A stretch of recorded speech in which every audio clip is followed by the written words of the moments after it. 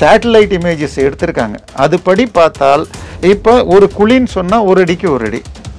இப்போ எத்தனை குழி எடுக்க முடியும், எவ்வளோ நோண்டி இருக்காங்கன்னு எல்லாத்தையும் அவங்க இமேஜஸை 2021 இந்த ஆட்சிக்கு வரதுக்கு முன்னாடி இருந்த பழைய ஃபோட்டோ, இன்றைக்கி இருக்கிற ஃபோட்டோ இப்படியெல்லாம் எடுத்து பார்த்தால், ஆனால் அங்கே போனீங்கன்னா அவங்க ஒரு சுரங்கமே தோண்டி வச்சுருப்பாங்க. நீங்கள் இன்னும் கொஞ்சம் போனால் பெட்ரோலே வந்துருமாங்கிற அளவுக்கு தோண்டி எடுத்திருப்பாங்க. ஸோ இப்போ இது எல்லாத்தையும் ரொம்ப அக்யூரேட்டாக அளந்து பார்த்தா குறைஞ்சபட்சம் 4720ன்னு போயிருக்காங்க. ஆக்சுவல் ஃபீல்டு சர்வேக்கு போய் இன்னும் எடுத்தாங்கன்னா அதே தமிழக அரசு ரெக்கார்டில் எவ்வளோ பில்லு போட்டிருக்காங்க அப்படின்னு பார்த்தா வெறும் 37 கோடி தான் இருக்குது. தமிழக அரசு அதிகாரிகள் தமிழக அரசை ஏமாற்றிருக்காங்க. மத்திய அரசு ஜிஎஸ்டி கட்டாமல் ஏமாற்றிருக்காங்க. இது இப்போ தமிழ் மக்களுடைய காசு திருடப்பட்டுள்ளது. இப்போ அதுவும் அதே தான். இது எல்லாமே டிவிஎஸ்சி வந்து அப்பீல் பண்ணணும். கட்சிக்காரனை காப்பாற்றுறதுக்கு நீங்கள் திமுக கட்சி தலைவர் ஸ்டாலின்ங்கிறது வேற. ஆனால் தமிழக மக்கள் எல்லோருக்குமான முதலமைச்சராக உங்களை ஸ்டாலின் அவர்களை அங்கே அமைச்சிருக்கோம். ஸோ ஊழல் செய்தவர்கள் டிவிஎஸ்சி ப்ரூவ் பண்ணி தண்டனை பெற்றுச்சு, அவங்க ஸ்டே வாங்கியிருக்காங்கன்னா அதுக்கு மறுப்பு வரணும். ஒரு சைடில் கொள்ளையடிக்கிறாங்க, அட்லீஸ்ட் எடுக்கிறதுக்குரிய பணத்தையாவது கட்டியிருந்தாலாவது பரவாயில்லன்னா அதுவும் இல்லை.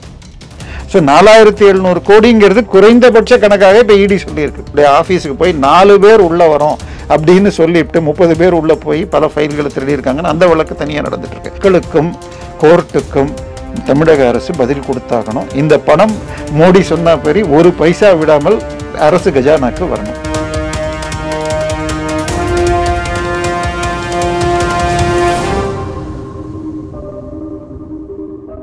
ரியல் ஒன் வாய்ஸ் நேயர்களுக்கு வணக்கம். இன்றைய நேர்காணலுக்காக நம்முடன் இணைகிறார் அரசியல் விமர்சகர் திரு தேவப்பிரியா அவர்கள். வணக்கம் சார். வணக்கம். மணல் கடத்தல் வழக்கில் 5 மாவட்ட கலெக்டர்கள் இடி முன்னாடி ஆஜராகி வந்துட்டு இருக்காங்க. இதில் என்னென்ன உண்மைகள் வர வாய்ப்பு இருக்குது சார்? இப்போ இது நம்ம ரொம்ப முக்கியமான விசாரணை. இதில் மணல் எவ்வளவு அள்ளணும் அப்படிங்கிறதுக்கு 2 அடி அவ்வளோதான் அள்ளலாம் அப்படிங்கிறது அந்த டெண்டர் கண்டிஷனில் இருக்கும். ஆனால் இப்போ என்ன பண்ணிட்டாங்க, இடி ஐஐடியை யூஸ் பண்ணி சேட்டலைட் இமேஜஸ் எடுத்திருக்காங்க. அதுபடி பார்த்தால் இப்போ ஒரு குழின்னு சொன்னால் ஒரு அடிக்கு ஒரு அடி. இப்போ எத்தனை குழி எடுக்க முடியும், எவ்வளோ நோண்டி இருக்காங்கன்னு எல்லாத்தையும் அவங்க இமேஜஸை 2021 இந்த ஆட்சிக்கு வரதுக்கு முன்னாடி இருந்த பழைய ஃபோட்டோ, இன்றைக்கி இருக்கிற ஃபோட்டோ இப்படியெல்லாம் எடுத்து பார்த்தால் இவங்க பர்மிஷன் பண்ணி கொடுத்துள்ள குவாரிகளிலேயே கிட்டத்தட்ட 4700 கோடிக்கு மேலே எடுத்திருக்காங்க அப்படின்னு கணக்கு பண்ணியிருக்காங்க. அதே தமிழக அரசு ரெக்கார்டில் எவ்வளோ பில்லு போட்டிருக்காங்க அப்படின்னு பார்த்தா வெறும் 37 கோடி தான் இருக்குது. அப்போது இவங்க அரசாங்க அதிகாரிகள் மணல் போனதையும் விட்டுட்டாங்க, அதுக்கு பில்லு போட்டு அரசாங்கத்துக்கு வரல, அதுக்கு ஜிஎஸ்டி கட்டணும், அதுலேயும் ஏமாற்றிருக்காங்க. அப்போ தமிழக அரசு அதிகாரிகள் தமிழக அரசை ஏமாற்றிருக்காங்க. மத்திய அரசு ஜிஎஸ்டி கட்டாமல் ஏமாற்றிருக்காங்க. இது இப்போ தமிழ் மக்களுடைய காசு திருடப்பட்டுள்ளது. அப்போ இதுக்கு இந்த டெண்டர் எல்லாமே கலெக்டருடைய பேரில் தான் போடப்படும். இப்போ 5 மாநிலம் சொல்லியிருக்காங்க. தஞ்சாவூர், திருச்சி, கரூர், அரியலூர், வேலூர் 5 மாவட்டம். இதில் துறைசார் அமைச்சர்கள்னு பார்த்தால் திரு ஏவா வேலுவும் துரைமுருகனும் மாட்டுவாங்க. இப்போ மாவட்டங்கள் பேரை வச்சு பார்த்தால் KN நேரு, கரூர் செந்தில் பாலாஜி, அவர் தான் ஏற்கனவே திமுக 11 மணிக்கு பதவி ஏற்றால் 11:05க்கு நீங்கள் அள்ளலாம்னு சொன்னார். ஸோ இவங்க எல்லாரும் மாட்டுவாங்க. இப்போ இதை தவிர இது பர்மிட்டட் குவாரி இல்லாமல் மற்ற இடங்களில் நடக்கிறதும் இருக்குது. இது தவிர இது கல்குவாரி இன்னும் அது ஒரு தனியாக போயிட்டுருக்கு. இது எல்லாத்தையும் பார்க்குறப்போ துறையில் இருக்கிற அத்தனை பேரும் மாட்டுவாங்க.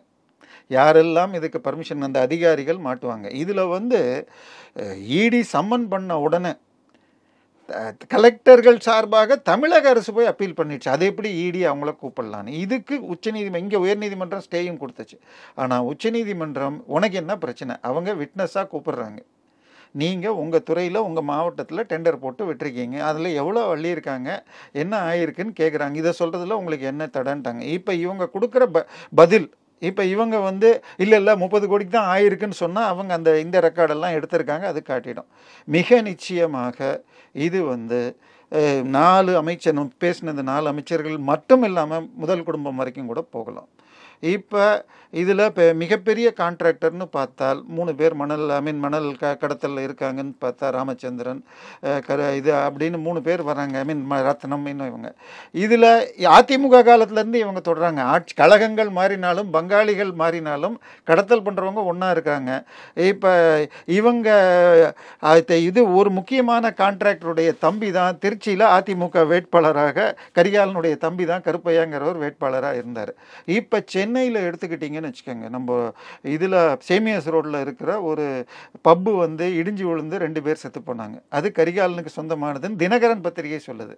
ஆனால் வேறு யாரோ பினாமி வந்து சரண்டர் ஆனார் அப்படின்னு சொல்லி அவர் அரெஸ்ட் பண்ணியிருக்காங்க. ஆனால் தினகரன் பத்திரிகை மிக தெளிவாக கரிகாலனுக்கு சொந்தமான பப் அப்படின்னு போடுது. இப்போ அரசாங்கம் என்ன பண்ணுது? இப்போ எதுக்காக விசாரணை பண்ணுறதை இவங்க ஸ்டே பண்ணிட்டாங்கன்னு வந்துடுச்சு. இது மாத்திரம் இல்லை, இன்னும் பல வழக்குகள் இருக்குது. இப்போ பொன்முடிக்கு தண்டனை வாங்கி கொடுத்த வழக்கு இப்போ ஸ்டே பண்ணியிருக்காங்க. இப்போ அதனால அமைச்சராயிருக்கார். ஆனால் அந்த வழக்கு வந்து டிவிஎஸ்சி போட்ட வழக்கு.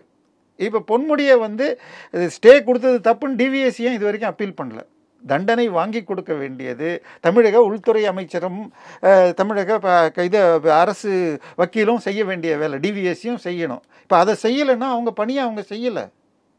அடித்து பிடிச்சி அடுத்த நாளே எனக்கு அவரை இது அமைச்சராக்கணும்னு போடுறாங்களே தவிர டிவிஎஸ்சியும் இது வரைக்கும் அப்பீலுக்கு போகல. அதே மாதிரி இப்போ திருப்பி இவர் ஸ்டே நிதியமைச்சர் தங்கம் தென்னரசு கேஸ்லேயும் ஸ்டே வாங்கியிருக்காங்க. இப்போ அதுவும் அதே தான். இது எல்லாமே டிவிஎஸ்சி வந்து அப்பீல் பண்ணணும். கட்சிக்காரனை காப்பாற்றுறதுக்கு நீங்கள் திமுக கட்சி தலைவர் ஸ்டாலின்ங்கிறது வேறு. ஆனால் தமிழக மக்கள் எல்லோருக்குமான முதலமைச்சராக உங்களை மாண்புமிகு ஸ்டாலின் அவர்களை அங்கே அமைச்சிருக்கோம். ஸோ ஊழல் செய்தவர்கள் டிவிஎஸ்சி ப்ரூவ் பண்ணி தண்டனை பெற்றுச்சு, அவங்க ஸ்டே வாங்கியிருக்காங்கன்னா அதுக்கு மறுப்பு வரணும். இப்போ திருப்பி நேற்று இன்னைக்கு நம்ம ஓபிஎஸ், தங்கம் தென்னரசு, பொன்முடி இவங்க அந்த சுயமோட்டோ வழக்குகளை ஆனந்த் வெங்கடேஷ் முன்னாடி வருது. இப்போ இது எல்லாம் திருப்பி நெருக்கி அடிக்க போகுது. ஏன்னா மத்திய அரசும் இவர்கள் அவர்களை எதிர்த்து மிக கேவலமாக நிறைய பேசியிருக்காங்க. அவங்க திருப்பி ஜெயிச்சா இது இருக்காது அது இருக்காது. அதே மாதிரி அந்த 29 பைசான்னு பேசினாங்க. கடைசியில் இவங்க 6.83 லட்சம் கோடி வரி கட்டினாங்கன்னா 4.25 கோடி கட்டினாங்கன்னு முன்னாடி தங்கம் தென்னரசு சொன்னார். இப்போ ஸ்டாலின் 5.5 லட்சம் கோடிங்கிறாரு. அப்போ 6.8 கோடிக்கு 5.5 லட்சம் திருப்பி கொடுத்துச்சுன்னா ₹1 75 பைசாவுக்கு மேலே திருப்பி கொடுத்துச்சுன்னு அர்த்தம். ஸோ ஆனால் திருப்பி 29. ஸோ இவங்க முழுக்க பாஜக மேலே வெறுப்பு அரசியலை கொண்டு போயிருக்காங்க. ஸோ நிச்சயமாக அதற்கு எதிர் நடவடிக்கை வரும். தமிழக அரசு மீது மத்திய அரசு அப்படி கவ்வி எடுத்து பிடிக்க பார்க்கும். இதற்கு அனைவரும் பதில் சொல்ல வேண்டியிருக்கும். இப்போ நமக்கு வந்து காவேரி தண்ணி வரலன்றோம். இப்போ அந்த ஆறு மணல்ங்கிறது அந்த மேலே இருக்கிற வண்டல் மண் இருந்தால் தான் உங்களுக்கு வந்து தண்ணியை நிறுத்தி வைக்கும். இப்போ நிலத்தடி நீர் பிரச்சனை வந்தது சென்னையில். அவ்வளவு வெள்ளம் வந்து நம்ம எல்லாரும் வீட்டில் பால் கிடைக்கல, இது கிடைக்கலன்னு கஷ்டப்பட்டோம். இப்போ ஆல்ரெடி பல இடங்களில் உங்களுக்கு தண்ணி கஷ்டம் வந்துடுச்சு. இப்போ இந்து பேப்பரில் ஒரு 10 நாள் முன்னாடி உங்களுக்கு அதுக்கு பேர் என்ன, மாம்பலத்தில் அப்பார்ட்மெண்ட்டுகளில் காசு கொடுத்து தண்ணீர் வாங்குகிறார்கள் அப்படின்னு செய்தி வந்துருச்சு. ஸோ இப்போ இதுக்கு எல்லாம் என்ன காரணம்னு பார்த்தீங்கன்னா, மணல் அள்ள உங்களுக்கு இப்போ ஒன்று ஆறுகள் குளங்களை ஆக்கிரமிக்கிறாங்க. இப்போ அதுக்கு அடுத்ததாக மணலை எடுத்துட்டிங்கன்னா மேலேருந்து வர்ற தண்ணியை ரீட்டைன் பண்ணணும். இப்போ கீழே போயிடுச்சுன்னா அது உள்ளே போயிடும். கீழே அடி போக போக நம்ம உறிஞ்சி எடுத்துக்கிட்டே இருக்கோம். ஆனால் இந்த நடுவில் இருக்கிற சதுப்பு நிலம், இந்த மண்ணு தான் காப்பாற்றும். இதை வந்து இவங்க இவ்வளவு தான். நீங்கள் டெண்டர் பார்த்தீங்கன்னு வச்சுக்கோங்க, கலெக்டர் வந்து டெண்டர் கொடுவார். இப்போ எல்லா மாவட்டத்துலேயும் இது பர்மிட்டட் குவாரி, இந்த மாவட்டத்தில் இந்தந்த இடத்துல எடுக்கலாம் அப்படின்னு லிஸ்ட்டு போடுவாங்க. அப்படி எடுக்கிறப்ப 0.9 மீட்டர்ஸோ என்னமோ உயரத்துக்கு தான் எடுக்கலாம். 0.9னா 3 அடிக்கு. ஆனால் அங்கே போனீங்கன்னா அவங்க ஒரு சுரங்கமே தோண்டி வச்சுருப்பாங்க. நீங்கள் இன்னும் கொஞ்சம் போனால் பெட்ரோலே வந்துருமாங்கிற அளவுக்கு தோண்டி எடுத்திருப்பாங்க. ஸோ இப்போ இது எல்லாத்தையும் ரொம்ப அக்யூரேட்டாக அளந்து பார்த்தா குறைஞ்சபட்சம் 4720ன்னு போயிருக்காங்க. ஆக்சுவல் ஃபீல்டு சர்வேக்கு போய் இன்னும் எடுத்தாங்கன்னா இது எந்த அளவுக்கு போகும்னு தெரியாது. ஏன்னா ஒரு பிரபல துப்பறியும் ஊடகவியலாளர் கிட்டத்தட்ட 40,000 கோடிக்கு மேலே போயிருக்கு அப்படின்னு ஒரு காணொலியை போட்டு நிறைய இது உங்களை கூகுள் இமேஜஸை போட்டு காட்டியிருந்தார். இதில் பர்மிட்டட் குவாரி, இல்லீகல் குவாரின்னு 2 வருது. ஸோ இது எல்லாமே எதுவுமே கலெக்டருக்கு தெரியாமல் வராது. இப்போ நீங்கள் உங்கள் வீட்டில் ஏதோ டாய்லெட்டை கொஞ்சம் இடிச்சு கட்டுறீங்கன்னு வச்சு இந்த மண் வாங்கி வீட்டு வாசலில் வச்சா உடனே கவுன்சிலர் வந்து கேள்வி கேட்பார், எதுக்காக தோண்டியிருக்கீங்க அப்படின்னு. ஸோ அப்படி இருக்கிறப்ப லாரியில் வந்து மண் எடுத்துகிட்டு போனால் இது எத்தனை லாரி வந்திருக்கு, அவங்க எத்தனை பேர் டோல் கட்டி போயிருக்காங்க, அந்த டோல்கேட்டில் காட்டிடும். ஸோ இப்போ ஒரு லாரியில் எவ்வளவு இது மண் போயிருக்கு, இது எல்லாமே கணக்கு எடுத்தாச்சு. ஸோ இப்போ இனிமே அந்த 37 கோடிக்கு தான் கொடுத்துருக்கு அப்படின்னு சொன்னால் அதுக்கு ஈடி கிட்ட இவங்களால மறுக்க முடியாது. ஈடி ஏன்பா உங்கள் டோலில் நீ காவேரியில் இது சொல்கிற இந்த பக்கத்தில் இருக்க இந்த தொழுதூர் டோலில் கிட்டத்தட்ட ஒரு நாளைக்கு 1800 லாரி போயிருக்கு, ஒரு லாரியில் இத்தனை மண் போகும் அப்படின்னா எப்படி நீ வெறும் இவ்வளோ தான் போட்ட இப்படின்னு கேட்டால் கலெக்டர் அதுக்கு பதில் சொல்லி ஆகணும். ஸோ இது எல்லாமே சொன்னால் இன்னும் இந்த 4700ங்கிறது இன்னும் அதிகமாக தான் போகுமே தவிர, அப்போ இந்த பில்லிங் 4700 கோடி ரூபாய்க்கு மண் போயிருக்கு, வெறும் 37 கோடி ரூபா தான் கணக்கில் போட்டிருக்காங்கன்னா அப்போ எத்தனை அதிகாரிகள் அதில் இன்வால்வ் ஆகிருக்கணும்? லாரி போகிறப்ப லாரிக்கு எத்தனை மண் போயிருக்கோம், மண்ணுக்கு அவன் டீசல் போட்டிருப்பான். இது எல்லாமே கணக்கில் இல்லாமல் தமிழ் மக்களுடைய பணம், தமிழ் மக்களுடைய சொத்து. இதே ஆறு மணல்னு சொன்னால் பக்கத்தில் கர்நாடகாவில் இருக்குது, கேரளாவில் இருக்குது, அங்கெல்லாம் பேண்டில் இருக்குது. கேரளாவில் இருக்கிற அத்தனை ப்ராஜெக்ட்டுக்கும் இங்கேருந்து தான் போகுது. எனவே இப்போ தமிழ் மக்களுடைய சொத்துக்களை ஒரு சைடில் கொள்ளையடிக்கிறாங்க. அட்லீஸ்ட் எடுக்கிறதுக்குரிய பணத்தையாவது கட்டியிருந்தாலாவது பரவாயில்லன்னா அதுவும் இல்லை. 4700 கோடிங்கிறது குறைந்தபட்ச கணக்காக இப்போ இடி சொல்லியிருக்கு. இப்போ ஒரு சின்ன உதாரணத்துக்கு எடுத்துக்கிட்டிங்கன்னா, இந்த 2G வழக்கில் உங்களுக்கு தன்னுடைய வீட்டில் அவர் இது போட்டுக்கிட்டு, அதுக்கு பேர் என்ன சொல்கிறது, ஒரு ப்ரைவேட் எக்ஸ்சேஞ்சே வச்சுக்கிட்டு 700 கோடி ரூபாய்க்கு திரு தயாநிதி மாறன் அவர்கள் இன்டர்நெட்டை யூஸ் பண்ணார் அப்படின்னு சொல்லி BSNL ஒர்க் பண்ண கம்யூனிஸ்ட் தோழர் சொன்னார். அதை குருமூர்த்தி அவர்கள் இந்தியன் எக்ஸ்பிரஸில் தினமணியில் எழுதினார். ஆனால் கேஸ்க்கு வந்தப்போ 40 கோடின்னு குறைஞ்சி போயிடுச்சு. அது கூட தண்டனை வாங்கி தரல. எனவே இதை ஒழுங்காக நடத்தணும். இது பிஜேபியும் முறையாக கடைசி வரைக்கும் கொண்டு போகணும். ஏன்னா தமிழர் சொத்துங்கிற இதில் மோடி என்ன சொன்னார், முதமுறை வந்தப்போ தமிழகத்தில் போதை மருந்து கடத்துபவர்கள் காலுங்கட்சியோடு நட்பாக இருக்கிறார்கள், அதை முழுமையாக தடை செய்வேன், ஊழல் பணம் என பெரும் பல 1000 கோடிகள் திமுக தலைவர்கள் எடுத்துள்ளார்கள், அவை ஒரு பைசா விடாமல் நான் திருப்பி வசூல் செய்வேன், இது மோடிக்கா கேரண்டி அப்படின்னு சொல்லிட்டு போயிருக்கார். எனவே அதை நிறைவேற்றணும். இது ஏன்னா இப்போ இது வரைக்கும் ஒன்று ஸ்டே இருந்துச்சு, எலெக்ஷன் காரணம் காட்டி கலெக்டருங்கெல்லாம் எனக்கு இப்போ இந்த எலெக்ஷன் முடிகிற வரைக்கும் வரலனுங்க, இப்போ முடிஞ்சு போச்சு. இன்னொன்று இவங்க பேரில் கொஞ்சம் வேகமாக ஸ்டெப் எடுத்தால் இது எலெக்ஷனுக்காக செய்கிறாங்கன்னு சொல்லி ஒரு அனுதாப ஓட்டு வரலாமான்னு அவங்களும் கொஞ்சம் மெதுவாக போனாங்க. இதை தாண்டி இன்னொன்று பார்த்தா, இந்த மணல் கடத்தல் கேஸில் என்னென்ன ஃபைல் இருக்கோ அந்த ஃபைலை எடுக்கிறதுக்காக ஒரு அதிகாரி பேரில் பிளான் பண்ணி அவர் ஏதோ இது பண்ணிட்டாருன்னு அவருடைய ஆஃபீஸுக்கு போய் 4 பேர் உள்ளே வரோம் அப்படின்னு சொல்லிவிட்டு 30 பேர் உள்ளே போய் பல ஃபைல்களை திருடியிருக்காங்கன்னு அந்த வழக்கு தனியாக நடந்துட்டுருக்கு. இடி வெர்சஸ் தமிழ்நாடு போலீஸ். இது எல்லாமே தமிழக அரசு பேரில் மிகப்பெரிய அளவில் நெருக்க போகுது. இது மக்களுக்கும் கோர்ட்டுக்கும் தமிழக அரசு பதில் கொடுத்தாகணும். இந்த பணம் மோடி சொன்ன படி ஒரு பைசா விடாமல் அரசு கஜானாக்கு வரணும். நீங்கள் சொன்ன மாதிரி சம்மந்தப்பட்ட அந்த 4 துறை அமைச்சர்கள் நிரூபிக்கப்பட்டால், அவர்கள் மீது இது போல குற்றங்கள் நிரூபிக்கப்பட்டால் பதவி பறிக்க வாய்ப்பு இருக்குமா? நமக்கு இந்தியாவுடைய சட்ட வேலை எப்படி வேலை செய்யுதுன்னு தெரியும். பட் நீங்கள் சொல்கிற மாதிரி அமைச்சர் இல்லை. இப்போ அந்த லாரியெல்லாம் யார் ஓனர், யார் ஓட்டியிருக்காங்க, ஸோ அவங்களுக்கு தெரியாமல் வெளியில் போக முடியாது. இதில் மாவட்ட செயலாளர்கள்லேருந்து ஆரம்பித்து எல்லா லெவல்லையும் இது மாட்டோம். ஆனால் பெரிய தலைகள் எந்த அளவுக்கு அரெஸ்ட் ஆகி தண்டனை கிடைக்குங்கிறத விட நிச்சயமாக முதல்ல பணம் கலெக்ட் பண்ணணும். முதல்ல இந்த 4700 கோடிங்கிறது வசூல் வரணும். அதுக்கப்புறமா ஸ்டெப்ஸ் போகணும். ஏன்னா இந்திய தண்டனை சட்டத்தில் 1000 நிரபராதிகள் குற்றவாளிகள் தப்பித்தாலும் ஒரு நிரபராதி தண்டிக்கப்படக்கூடாது அப்படிங்கிறதுனால சட்டத்தில் ஓட்டையாக இருக்குது. அது முழுக்க இவங்க எடுத்துப்பாங்க. ஸோ முழுக்க நீங்கள் சொல்கிற மாதிரி தண்டனை சிறைங்கிறது தண்டனை கிடைச்சா கூட திருப்பி ஸ்டே வாங்கிட்டு திருப்பி அமைச்சராக கூட ஆயிருக்காங்க.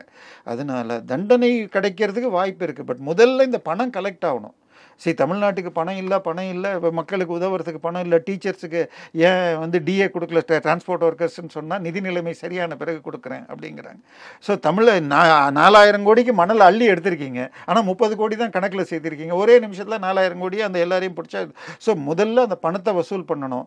இப்போ அப்படி வசூல் பண்ணுற ஸ்டேஜில் பார்த்தா யார் எடுத்திருக்காங்க, எந்தெந்த லாரி போயிருக்கு, யாரெல்லாம் ஓனர், அந்த லாரி ஓனர் அழுனவங்கெல்லாம் கட்சி கழக செயலாளர்களா, வட்ட செயலாளர்களா, மாவட்ட செயலாளர்களா, அவர்களுக்கும் அமைச்சர்களுக்கும் எல்லாத்தையும் எடுக்கலாம். இது எதுவுமே சாதாரணமாக நிற்காது.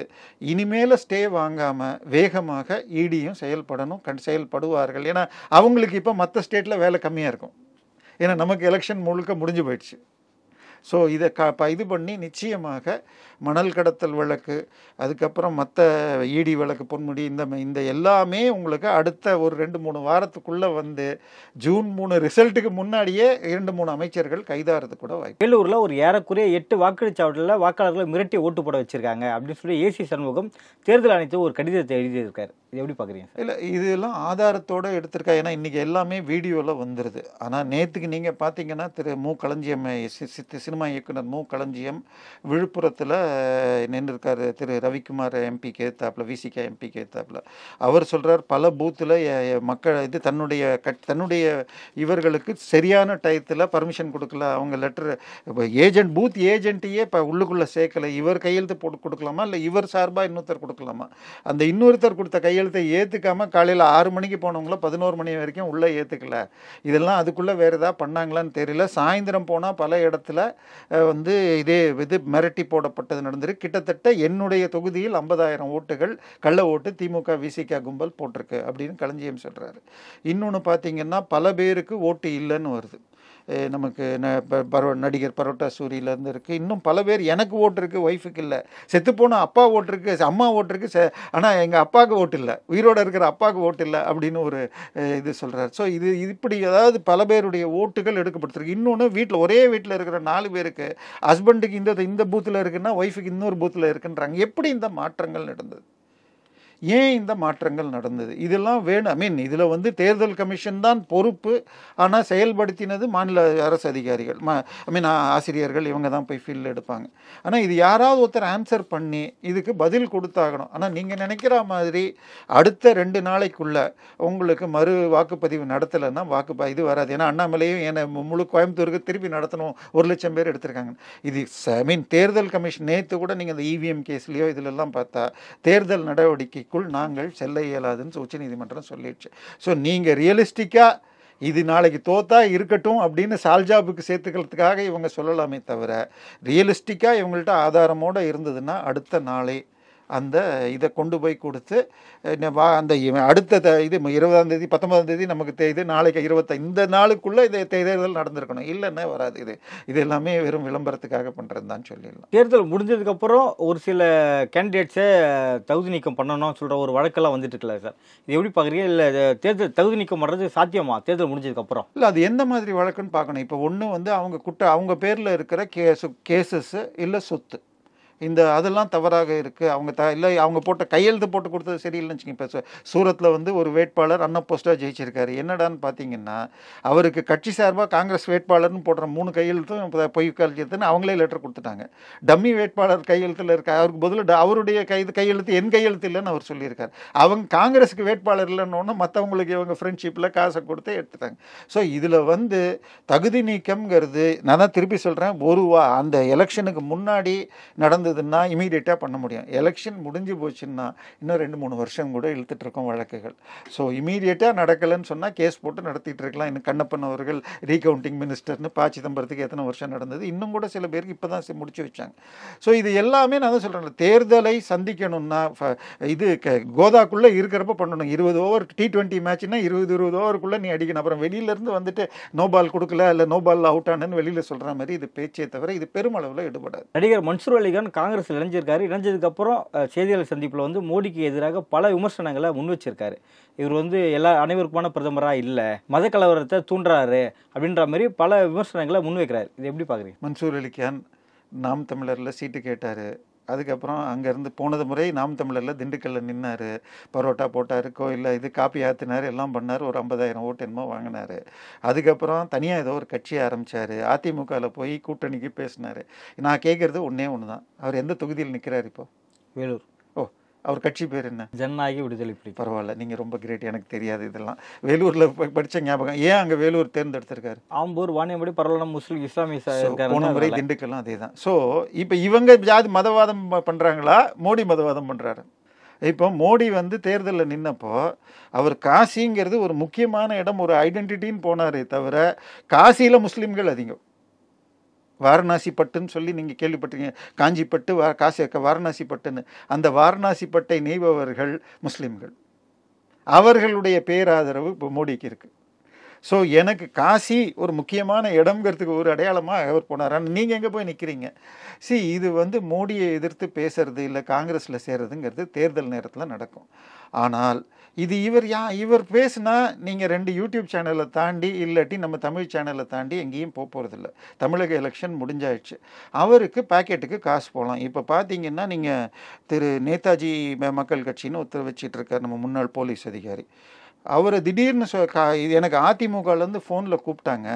அங்கே போனால் வந்து ஒரு கடிதம் கொடுத்தாங்க. அந்த கடிதத்தில் எங்களுக்கு ஆதரவு கொடுத்ததுக்கு நன்றின்னு சொல்லிட்டு பக்கத்து ரூமுக்கு போங்கன்னாங்க. அங்கே போனால் ஒரு பை நிறைய பெருமளவில் பணம் போட்ட ஒரு பையை கொடுத்தாங்க. எதுக்கு சார்னா நீங்கள் ஆதரவே கொடுக்கலையே அப்படின்னோடனே நான் கொஞ்சம் சின்ன வாக்குவாதம் நடந்துச்சு. சார் பக்கத்து ரூமில் வேறு பெரிய தலைவர்கள் இருக்காரு போனால் அங்கே பொண்ணு இன்னொருத்தர் இருந்தார். எனக்கு என்னெல்லாம் கூட இப்படி பண்ணுறீங்களே அப்படின்னு எனக்கு வேண்டான்னு வந்தேன்னு சொல்கிறார். ஸோ எலெக்ஷனில் நிற்காதவங்களுக்கு கூட காசு தராங்க கழகங்கள் அப்படின்னு தெரியுது. இன்னொன்றுமே எடுத்துக்கோங்க. இப்போ நான் இருக்கிறது என்னுடைய வீடு வந்து தென் சென்னையில் இருக்குது.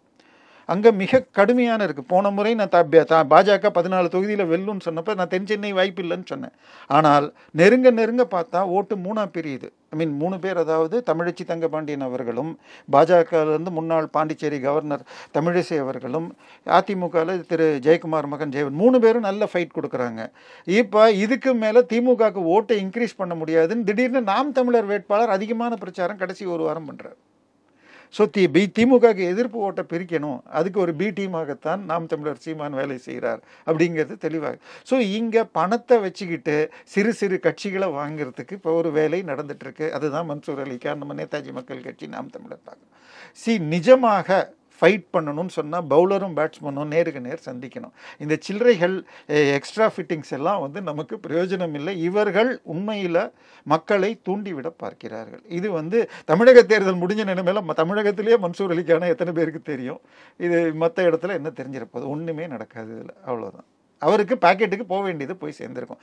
ஏன்னா 2021 தேர்தல் போது டெல்லியிலிருந்து 2 பெரிய சூட்கேஸ்களில் திரு சோனியா காந்தியின் வலதுகரமாக இருந்த அகமது பட்டேல் 200 கோடியை கொண்டு கமலஹாசனிடம் கொடுத்ததாக தமிழகத்தின் மூத்த பத்திரிகையாளர் எழுதியிருந்தார். ஸோ திமுக எதிர்த்தாப்புல அவர் கூட்டணி அமைக்கிறதுக்கு. ஸோ இது பணம் கொடுத்து எதிர்ப்பு ஓட்டை பிரிக்கிறதுல இல்லை தங்களுக்கு இந்த மாதிரி ஆதரவு சேர்க்கறதுங்கிறது காலங்காலமாக நடக்குது. ஆனால் நேரடியாக நாங்கள் வந்தால் இதை செய்வோம், இல்லது இப்படி தப்பு நடந்திருக்குன்னு மதப்பிரிவினை செய்துக்கிட்டு இவங்க அரசியல் பண்ணுறதுக்கு ஒரு முஸ்லீம் கிடைச்சிருக்காருன்னு கூப்பிட்டுருக்காங்க. அவ்வளோதான். இதில் ஒன்றும் நடக்காது. நடப்பு அரசியல் குறித்து பல்வேறு கருத்துக்களை பதிவு மிக்க நன்றி சார். வணக்கம்.